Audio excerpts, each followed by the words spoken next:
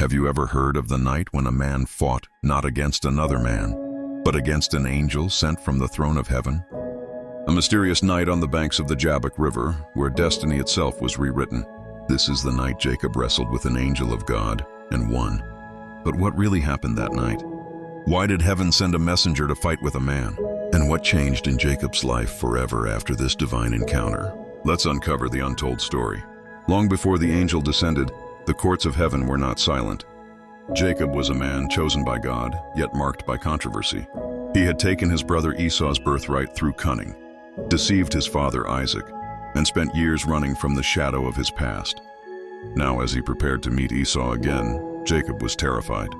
Would Esau forgive him or strike him down in vengeance? In heaven, the angels beheld a man trembling in fear. But God had a plan.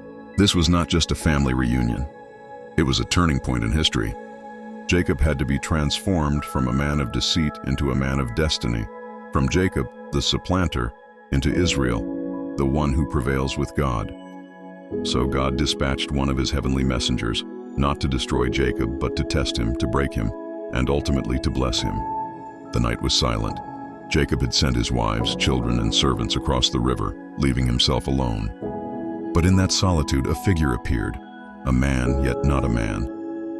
Without a word, the mysterious stranger seized Jacob, and the struggle began.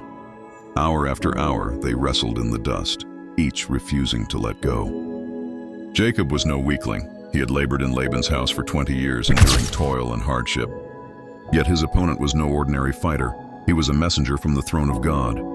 Every move, every grapple, was a test of Jacob's strength, will, and soul. But why a fight? Why not a vision, or a dream, or a gentle word from heaven? Because Jacob's greatest enemy was not Esau, it was himself. His fear, his guilt, his reliance on trickery instead of faith, these had to be confronted head-on.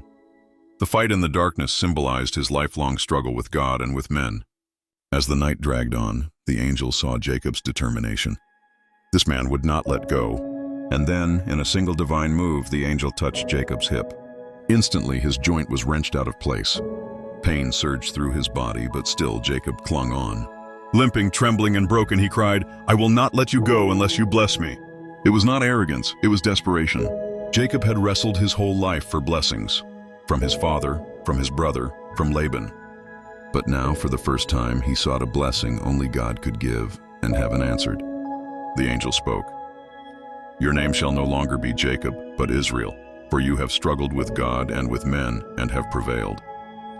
Jacob received not only a new name, but a new identity. He was no longer the deceiver. He was the one who overcame, the one who clung to God even in weakness. At dawn, the angel departed. Jacob limped away, forever marked by the encounter. That limp was not a sign of defeat. It was a reminder that his strength came not from trickery, nor from might, but from God. What happened after? Jacob met Esau the very next day. Instead of bloodshed, there was reconciliation. Esau ran to embrace him, and the brothers wept together. The fight with the angel had prepared Jacob for peace with men. And the angel? His mission was complete. He returned to the heavenly courts, carrying the testimony that Jacob was now Israel, the man chosen to father a nation through which the world would one day be blessed.